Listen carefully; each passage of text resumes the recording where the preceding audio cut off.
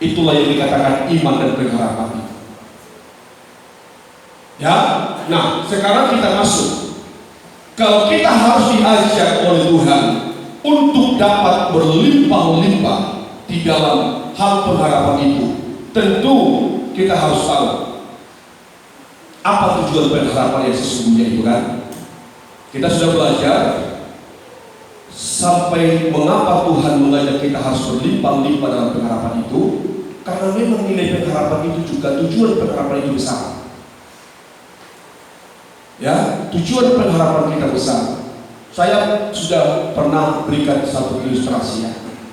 Di saat seseorang ingin mencapai sesuatu, kan begitu kan? Dia mencapai, contohnya kita taruhlah dia ingin mencapai kedudukan manajer dalam satu perusahaan.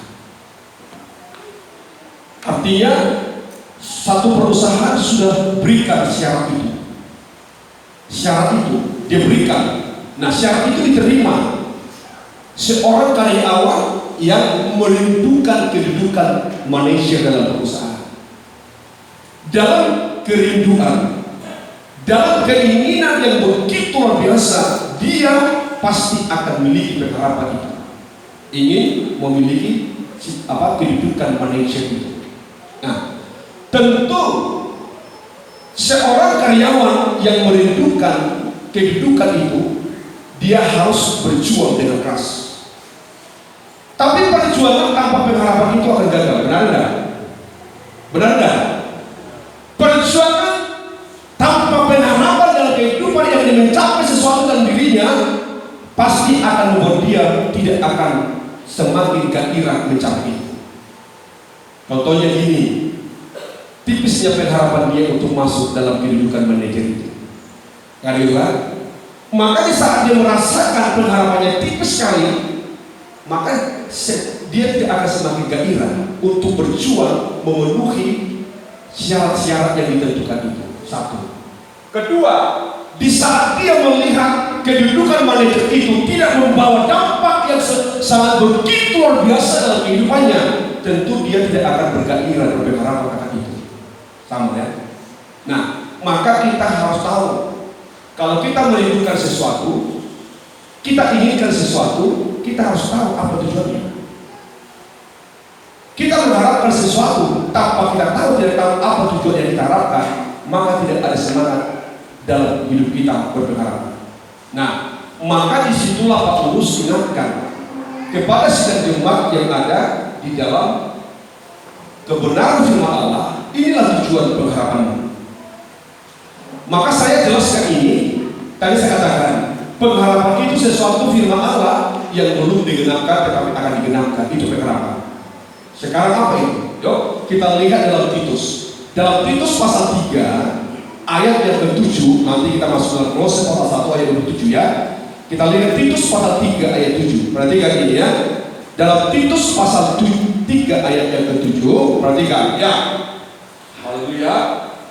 Supaya kita sebagai orang yang dibenarkan oleh kasih karunia-Nya, ya, supaya kita sebagai orang yang dibenarkan oleh kasih karunia-Nya, terus kan? Ya, berhak menerima hidup yang kekal, berhak menerima hidup yang kekal, berhak menerima hidup yang kekal, terus kan? Ya, sesuai dengan pengharapan kita. Berarti apa tujuan pengharapan saya, saudara? Apa? Hidup yang kekal. Amin. Nah, kita bisa menemukan ini, hidup kekal. Apakah hidup kekal ini sesuatu yang luar biasa bagi saya, saudara?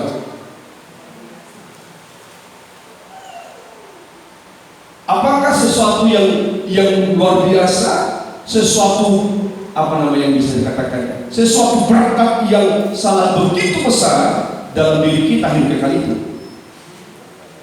Pasti kita mengatakan ya, tapi belum saudara pernah alami. Nah, kesanalah sasaran pengharapan tadi. Maka perlu pengharapan itu bertujuan yang pasti. Sebab kalau kita tidak mengetahui apa sasaran pengharapan kita, maka kita tidak akan pernah berjuang memperoleh pengharapan yang berlimpah-limpah.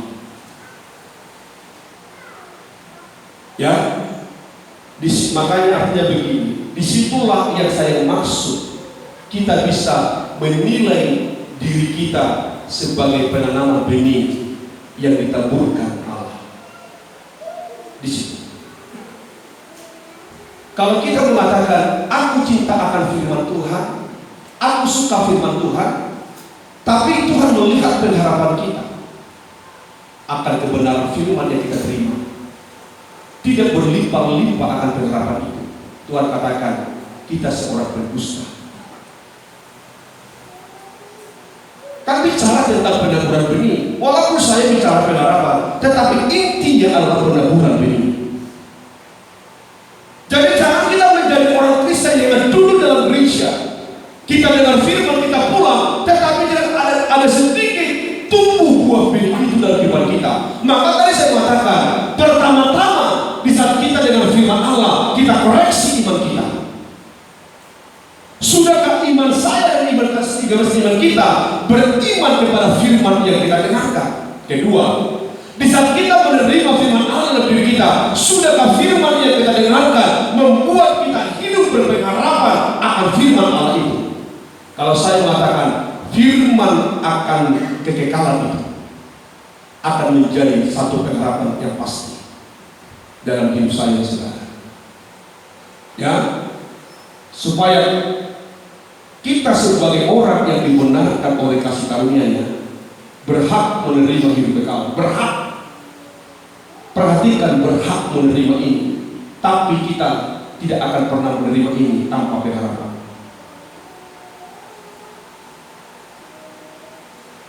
Jadi kalau orang Kristen mengatakan cukup iman masuk surga, itu harus dikalahkan. Asalkan percaya masuk surga, itu doktrin yang salah. Tuhan tidak mengajar kita hanya angka 30. Tapi Tuhan didik saya dan saudara sampai angka 100 kali lipat. Tidak cukup kita hanya di angka 30, hanya angka 60. Tapi nanti kita melihat inti dari semua itu adalah angka 100 kali lipat kasih. Di mana itu nanti kita temukan? Bukan di luar sana, tetapi dalam diri kita. Iman itu juga harus kita temukan itu dalam diri kita. Pengharapan itu juga harus kita temukan dalam diri kita. Maka kita harus menunjukkan satu dampak dalam pengharapan kita. Pertama-tama nanti kita akan melihat kita semakin hari semakin suci. Itu orang yang berpengharapan dalam berkelimpahan. Maka saya mengatakan orang Kristen itu sangat rumit. Sebab apa? Sebab kita dibentuk menurut rancangan Allah. Kalau kita dibentuk menurut rancangan manusia, tidak rumit. Tapi Allah merancang kehidupan saya dan saudara menurut pikiran Allah sendiri yang tidak pernah masuk akal pikir manusia. Coba kita bayangkan ini. Betapa kita harus menjalani banyak proses untuk mencapai apa sasaran dalam kehidupan kita. Kalau Tuhan sudah mengajar saya tadi di angka 30, di dalam angka 30 pun kita banyak gagal, kan begitu. Kita masih banyak melihat proses yang harus kita yang harus kita jalani dalam sistem kehidupan kita dalam iman. Kita masih banyak harus dibenahi. Masuk dalam pengharapan. Pengharapan yang kita tadi pelajari benar-benar harus menjadi satu kepastian dalam kehidupan kita. Benarkah pengharapan kita akan keselamatan? Benarkah pengharapan kita akan kehidupan kekal? Benarkah pengharapan saya dan saudara berlimpah-limpah di dalam Tuhan? Baru nanti dikatakan kamu penaburan benih yang berbuah 60 kali lipat. Di saat Tuhan melihat tujuan pengharapan kita, keyakinan pengharapan kita, di saat Tuhan melihat kelimpahan pengharapan kita itu, baru Tuhan berkata 60 kali lipat ada dalam diri. Nah, sekarang saya ajak kita membuktikan kita berlimpah-limpah dalam pengharapan apa. Ini perlu. Jadi jangan saudara katakan saudara berlimpah dalam pengharapan, tapi kenyataan dampak dalam diri tidak ada. Dampak dalam diri tidak ada. Yuk kita lihat 1 Yohanes. Dalam 1 Yohanes Dalam 1 Yohanes, haleluya, 1 Yohanes 3 ayat 3. Ya, ini orang yang berpengharapan. Puji Tuhan ya. Ini orang yang berpengharapan itu. Teruskan. Ya. Mari kita lihat. Setiap orang yang menaruh pengharapan itu kepadanya. Nah, setiap orang yang menaruh pengharapan itu kepadanya, teruskan. Ya. Menyucikan diri sama seperti dia yang adalah suci. Nah, disinilah saya tadi mengatakan, kalau pengharapan itu sudah benar nyata dalam hidup saya dan saudara, pengharapan itu benar berlimpah-limpah di dalam pribadi saya, dalam pribadi kita, maka kita harus menunjukkan satu dampak yang benar-benar apa yang dikatakan firman. Jadi jangan katakan kita menjadi orang Kristen yang berpengharapan kalau kita belum hidup dalam penyucian. Artinya belum kita menyucikan diri seperti dia yang menyucikan dirinya. Itu luar biasa sekali. Maka surga itu bukan mudah kita capai. Yang selalu saya pesankan kepada jemaat Tuhan tempat ini, tidak gampang masuk ke surga. Mungkin bagi orang lain mudah itu sangat, surga itu sangat mudah kita masuk, cukup iman, beriman. Tapi kalau kita belajar dalam setiap tabernakel itu, miniatur kerajaan Allah, artinya begitulah langkah-langkah kita mencapai itu. Maka di saat bangsa Israel, di saat Allah melihat keadaan bangsa Israel jauh daripada Tuhan, dan bangsa Israel tidak tahu bagaimana mereka harus kembali kepada Allah, kan begitu kan? Bagaimana Israel kembali kepada kerajaan Allah atau kembali kepada kemuliaan Allah, maka Tuhan turunkan dunia surga itu. Inilah hak yang harus kamu lakukan. Itu jadi pengajaran tabernakel itu membuat kita semakin memahami bagaimana kita masuk dalam kerajaan Allah. Walaupun memang kita di dalam pengajaran tabernakel secara manusia kita berat, sulit, tetapi kalau kita bersama dengan Roh Allah, kita akan kuat dan mampu akan selamat. Amin. Nah, kalau tadi katakan untuk kita bisa menerima pengharapan yang kita nantikan dalam kehidupan kita, Tuhan katakan, tunjukkanlah apa buktinya kamu hidup berlimpah-limpah dalam pengharapanmu. Tuhan katakan, orang yang berlimpah dalam pengharapan akan mampu menyucikan dirinya sama seperti dia ada suci adanya. Nah, disitulah makanya saya katakan saudaraku, memang kita harus berjuang lah. Saya juga berjuang. Jujur di hadapan Tuhan, ini menjadi satu perjuangan saya. Bagaimana aku harus menjadi hidup suci. Kalau ukuran kesucian bukan pendeta, bukan Pak Ramses Marmata, bukan gembalamu ukuran kesucianmu. Ukuran kesucian gereja Tuhan adalah Kristus. Jangan lihat pendeta, jangan lihat gembala. Tetapi apa yang dikatakan orang yang berpengharapan itu, ukuran kesuciannya adalah dia yang telah menyucikan dirinya. Supaya kita memahami bagaimana kerajaan Allah itu menjadi satu kerajaan yang permanen dalam hidup kita. Tuhan telah berikan, tapi kerajaan itu bisa hilang. Maka Tuhan mau lewat firman Allah itu kita diajari sampai nanti satu saat kerajaan Allah itu menjadi satu kerajaan yang pasti, menjadi satu kerajaan yang kekal dalam diri saya, nikah, rumah tangga, anak buah kita. Di situ aku melihat keajaiban pengajaran tabernakel ini, saudara. Semakin saya menelusuri kebenaran firman Allah, memang inilah yang dimaksudkan oleh Allah bagi gereja itu. Mengapa sampai Tuhan berkata, supaya kamu hidup kudus seperti aku kudus adanya. Memang tujuan Allah supaya Tuhan bisa menjadi satu hubungan yang permanen dengan gereja Tuhan. Karena untuk membuat kita menjadi terikat dalam satu hubungan yang permanen dengan Allah adalah kekudusan. Tapi bagaimana kita mencapai kekudusan itu? Awalnya adalah iman. Benih itu berbuah 30 kali lipat iman. Bagaimana kita mencapai kekudusan yang sempurna itu? Ada pengharapan iman, benih itu harus bertumbuh dan berbuah dengan 10 kali lipat pengharapan. Sebab orang yang berpengharapan akan Dia akan mampu menyucikan dirinya sama seperti Dia menyucikan diri. Gak usah cari yang lain. Ini firman.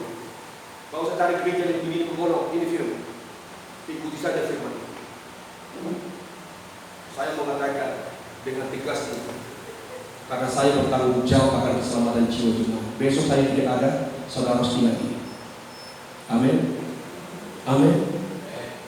Kita harus berjuang mencapai kekudusan itu, tapi tanpa pengharapan. Jangan harap kamu mencapai kesucian. Maka disitulah yang dikatakan Tuhan, buatlah hatimu mencari tanah yang baik, supaya hatimu menjadi satu benih yang bertumbuh 30 kali lipat, 60 kali lipat, sampai nanti 100 kali lipat.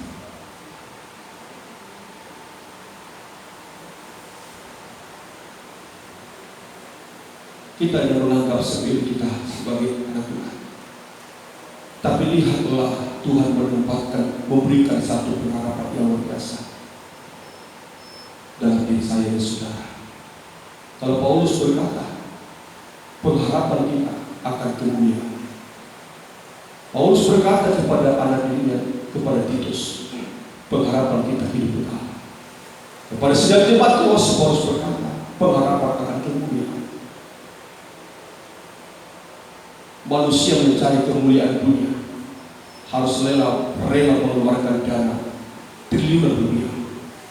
Tapi saya dan saudara, Tuhan hanya inginkan hati, ingin dibuahi oleh benih firman. Coba kita lihat dalam Kolose pasal 1 ayat 27. Ya, dalam Kolose pasal 1 ayat 27, saudara yang dikasih untuk Tuhan. Perhatikan. Ya. Kristus adalah pengharapan akan kemuliaan kita. Ya, mari perhatikan dalam surat Kolose 1 ayat 27. Ya. Kepada mereka Allah memberitahukan betapa kaya dan mulianya rahasia itu di antara bangsa-bangsa. Betapa kaya dan betapa mulianya, perhatikan itu, rahasia bagi bangsa-bangsa lain. Terus kan, yaitu Kristus ada di tengah-tengah kamu. Ya, Kristus yang adalah pengharapan akan kemuliaan. Nah, Kristus, perhatikan ini, saya jelaskan ini. Kristus ada di tengah-tengah kamu. Inilah kerajaan Allah itu yang telah diberikan itu. Kristus yang ada di tengah-tengah kita, itulah yang kita terima sebagai kerajaan yang tidak terguncangkan. Tapi bisakah kerajaan ini hilang dari saya? Bisa, di saat kita tidak ada iman dan pengharapan. Tapi Kristus yang kita terima akan menjadi pengharapan kita akan kemuliaan. Maka saya mengatakan, tujuan pengharapanku, tujuan pengharapanmu adalah kemuliaan yang tidak terbandingkan itu. Kita yang menganggap kemuliaan yang belum kita lihat secara nyata itu, tidak menganggap apa-apa. Tapi kemuliaan yang akan mau dinyatakan Allah di satu saat nanti, itu kemuliaan yang tidak ada bandingannya dari kemuliaan yang ada di dalam dunia. Tadi saya katakan, orang mencari kemuliaan, rela bayar harga yang begitu luar biasa. Tapi saya dan saudara, Tuhan sediakan kemuliaan yang tidak ternilai, kemuliaan yang tidak terbandingkan, yang tidak kita bisa beli dengan harta kekayaan dunia. Kita hanya diminta milikilah pengharapan yang berlimpah. Buktikanlah engkau memiliki pengharapan dalam penyucian, sehingga kita akan menerima pengharapan itu kemuliaan. Ini pengharapan kita, hidup kekal dan kemuliaan. Saya mengatakan, itulah yang membuat Rasul Paulus berkata, walaupun kami banyak alami penderitaan di bumi ini, kami tertindas, kami teraniaya, kerap kali kami menghadapi pukulan, siksaan, dan juga cambuk. Tapi kami mengingat kemuliaan yang akan datang itu, kemuliaan yang tidak bisa terbandingkan membuat kami bisa kuat melewati itu. Maka saya mengatakan hari kepada kita sekalian, biarlah benih yang selama ini saudara terima menjadi iman. Biarlah benih yang kita terima selama ini, biarlah menjadi pengharapan dalam hatimu, sampai nanti benih itu akan menjadi satu wujud kasih yang sempurna. Amin. Amin. Itulah dia kerajaan Allah itu. Bukankah Kristus ada iman? Bukankah Kristus yang ada pengharapan kita? Bukankah Kristus yang ada kasih yang sempurna?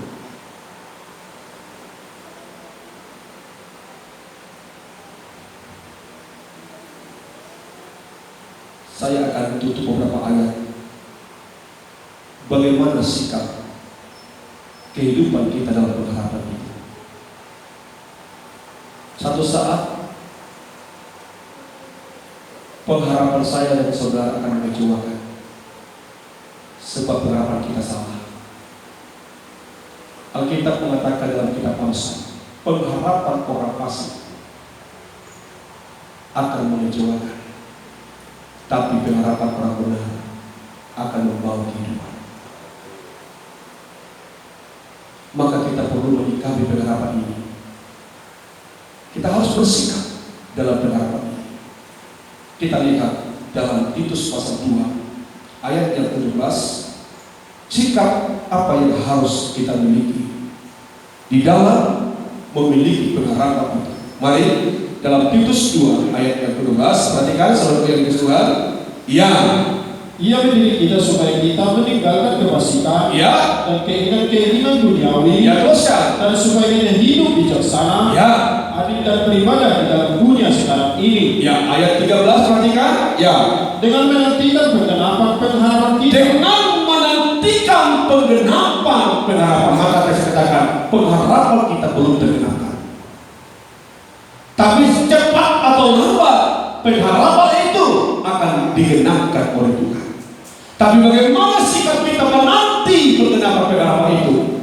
Tadi Paulus katakan, hendaklah kita, coba ayat 12 kembali, perhatikan ini. Ia mendidik kita supaya kita meninggalkan kefasikan. Kita harus meninggalkan kefasikan. Terus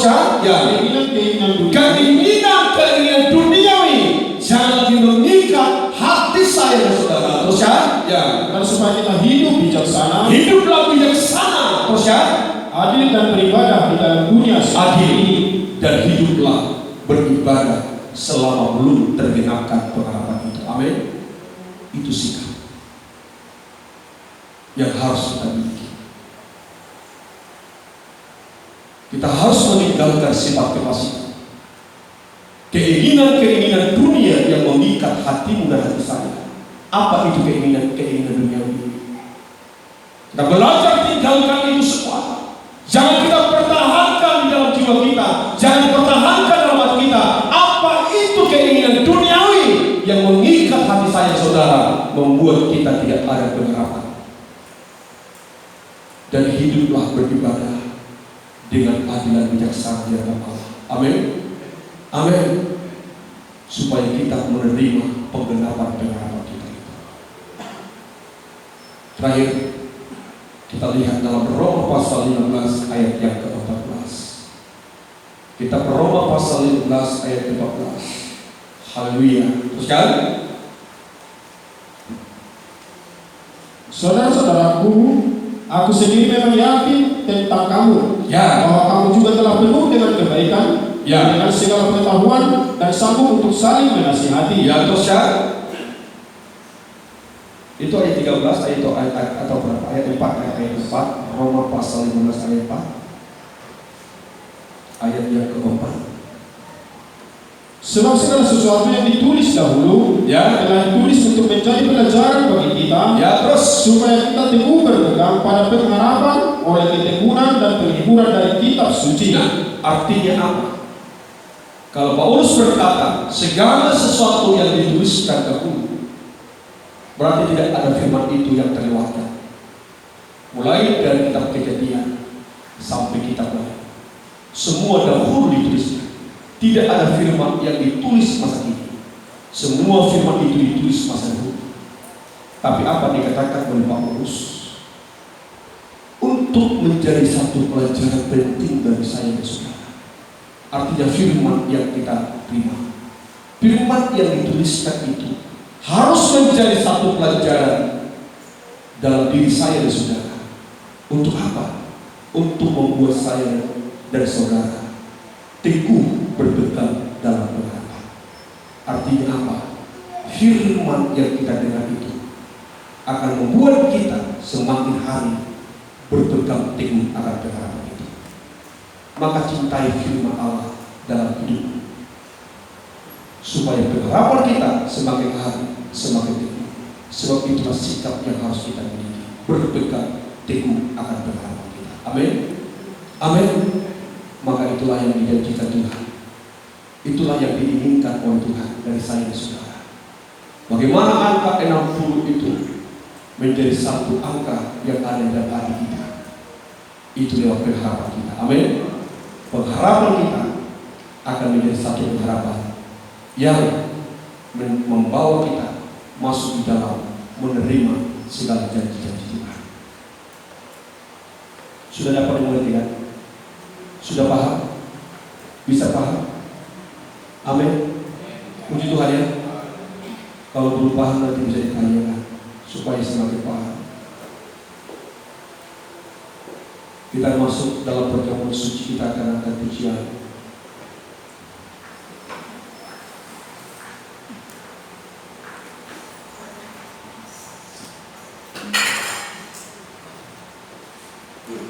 Tuhan, tolongku hidup menurut teladan-Mu. Mengapa Engkau memilihku Tuhan untuk menjadi